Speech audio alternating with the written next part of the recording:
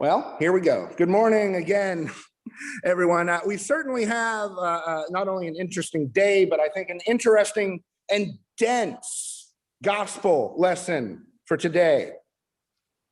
In fact, I was looking at the text again this morning, and to be honest, I'm thinking there are at least 5 or even maybe 6 or 7 sermons in here. Don't worry, though. I have plans today as well. So I'll try not to keep you too long. But before we dive in, I think that it would be good to lay just a little bit of groundwork, as this part of the lectionary actually leaves out something which isn't very rare, but it's something that I think is important if we're going to understand our lesson for today. You see, if we were to just kind of back up a couple of verses, we would hear Peter give what may quite possibly be the best answer that a student gave a teacher in the history of the world. I mean, he really knocked this one out of the park. Jesus asked Peter, "Who do you say that I am?" And Peter answers, "The Messiah, the Son of God." Home run. Great job, Peter. You get the gold star for the day. You are the gold star student. All right. Well, that catches us up to the events in our gospel lesson today. So here we are. It's not even a minute later. And gold star Peter over here is contradicting and rebuking his teacher. See, Jesus told them how he was to die, and Peter said, no, not you, Lord. You know, if we were to take just a moment to think about what it would look like for a student to contradict and rebuke their rabbi in first century Israel, it just didn't happen. That's something that's completely out of line. I mean, even today, it's still out of line. Bob's sitting over here, and I'm sure Bob could probably confirm this. I guess Peter let that gold star go to his head. Well, moving on, I think it's worth pointing out that when Jesus fires back at Peter with that classic comeback line, "Get behind me, Satan," we often kind of leave out a bit and therefore misinterpret what that means. You see, most times I think we only focus on the temptation part of that. And yes, temptation was definitely a part of what was going on. Jesus calls Peter Satan here, and there's kind of a gravity that gives to the situation and a connection with just a few chapters earlier when Jesus went into the wilderness to be tempted by Satan with earthly things.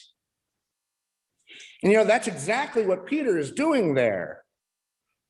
But what we often don't notice or we leave out is there's another connection, because you see, the Greek word that gets translated to "get behind me" is the exact same word that earlier in Mark's gospel is translated to "come follow me."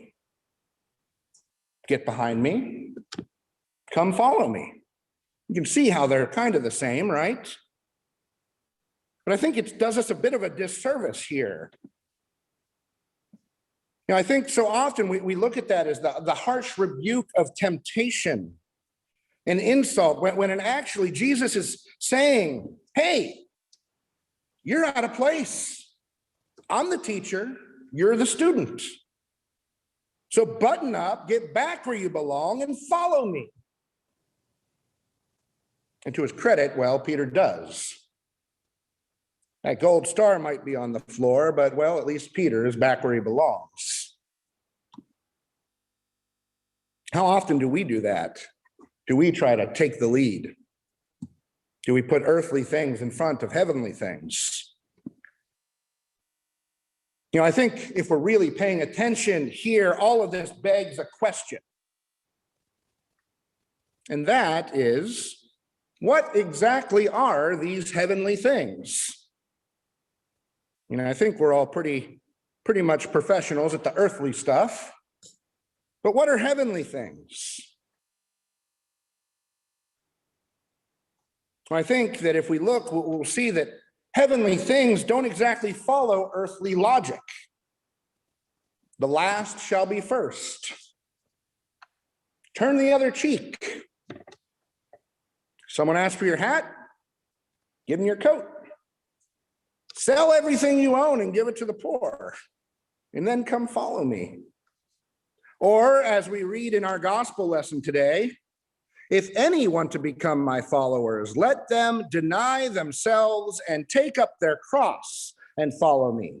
For those who want to save their life will lose it.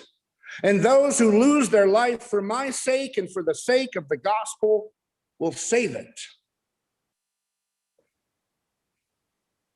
Now, if that doesn't sound like some backwards, upside down logic, I don't know what does. However, I think it's probably safe to say that many of us have found that that's the way to a fulfilling life. How many of us have learned throughout the years that it's better to give than to receive? How many of us have come to realize that when we serve someone, when we give of our time and our talent and our treasure, we so often feel that we have received so much more than we have given.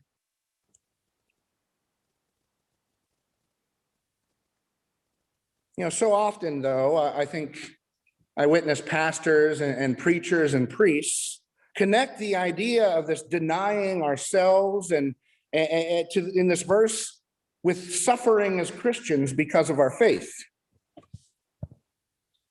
But the suffering I usually see from these pastors is usually because Starbucks won't write Merry Christmas on the cup of their $6 latte. That's not suffering. Or maybe because someone doesn't want to be loving toward their neighbor as they're perceiving them to be breaking some sort of purity code and living in sin. But I think we would do well to remember just who exactly Jesus spent most of his time with here, eating and drinking and talking. And I'll give you a hint. It wasn't the purity code police. You see, Jesus isn't calling us to live in a self-made bubble and echo chamber of Christian purity. Jesus doesn't say that we will find our lives by losing them. He said that we will find our lives if we lose our lives for his sake and for the sake of the gospel. So again, that begs a question. There's always these questions, right? What does it mean to lose your life for the sake of Jesus and for the sake of the gospel? Well, I wouldn't be doing my job if I didn't tell you what I think it means. But like any good Episcopalian, I will tell you this is just a suggestion. I happen to think it means losing our lives not for the sake of self, but instead it is a denial of being inwardly focused. It's a denial of our self-centered ways. And it's a directive to engage the world around us. Or, to put things more simply and perhaps be a little bit more precise, the gospel of Jesus Christ calls us to deny our selfish nature and engage the people around us by extending to them the exact same grace, mercy, forgiveness, compassion, love, and reconciliation that God offers to each and every one of us, each and every moment of each and every day. In a word, we are called to love and serve God's people. People who are desperately, desperately in need. People who are lonely. People who have been beaten down by this world. people who the system doesn't work for, people who we likely would walk right by while ignoring their suffering, people who we otherwise probably wouldn't even know exist, people who simply need Jesus and who need us to be the church and the world. No, the call to lose our lives isn't some call to find liberation, peace, and enlightenment through detachment from the world. The calling of Christ is to lose our lives, to be a radical love in this world, to reach out our arms in love to the hurting. You see, if we don't feed the hungry, if we don't welcome the stranger, if we refuse to meaningfully engage with the injustices in this world committed against people who are beloved children of God, while we instead preach a lukewarm, feel-good, isolationist gospel, a gospel that's really nothing more than a self-help book wrapped up in some Jesus-y language, well, we do that, then the church doesn't have a chance. You see, the church has become paralyzed by worrying so much about the people who might leave that we don't meaningfully engage the tough issues that would cause people to come and join us. But you see, that's not what the church is called to do. Because Jesus, you see, wasn't crucified for playing it safe. Jesus was crucified because he upset the religious and secular power structures so much that they joined forces, conspired against him so that they could kill him and snuff out the movement that he was starting. And perhaps, well, for those responsible for his death, it may have even looked like they succeeded at first.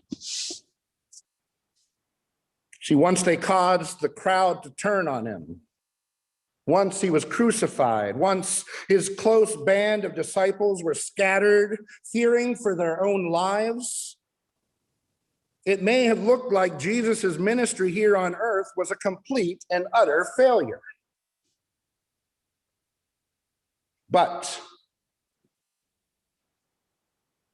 what the people who conspired against him didn't know, what the people who chanted "crucify him" didn't know, what the Pharisees didn't know, what Herod didn't know, what Pontius Pilate didn't know, what even his disciples didn't know, was that Jesus was about to turn the world upside down, not only by conquering death and the grave, but by calling his church into a brand new, meaningful, and irresistible way of life and salvation.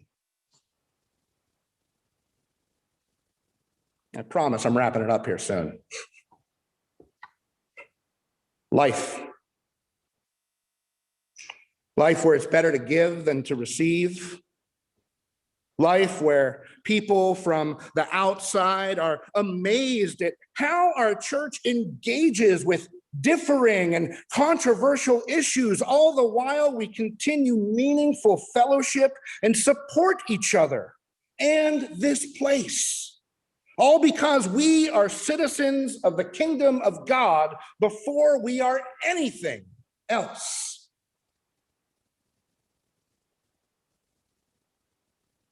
You see, God is calling his church into revival.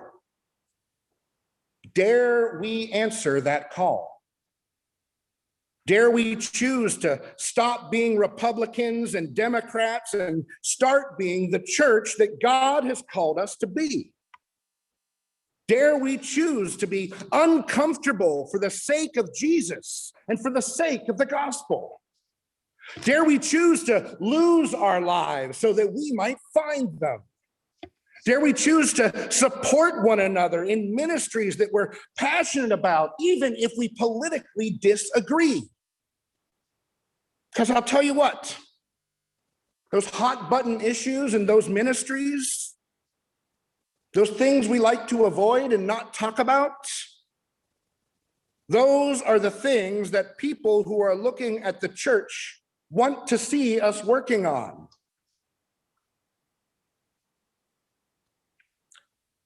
And while the road of the cross and ultimately resurrection and life is never easy, community is never easy, is it?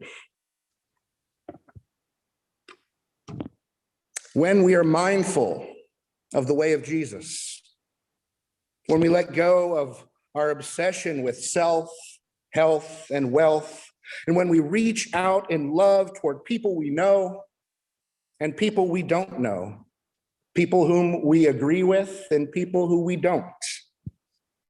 When we stand in solidarity among the marginalized, the disenfranchised, and the oppressed, so that we might amplify their voices and show the world that the love of God cannot be contained and the love of God cannot be constrained, that the love of God changes hearts and minds and lives. Well, if we can do all that, then God will breathe life into dry bones. God will breathe life into his church. And then we will truly have found our lives by losing for his sake and for the sake of the gospel. Amen.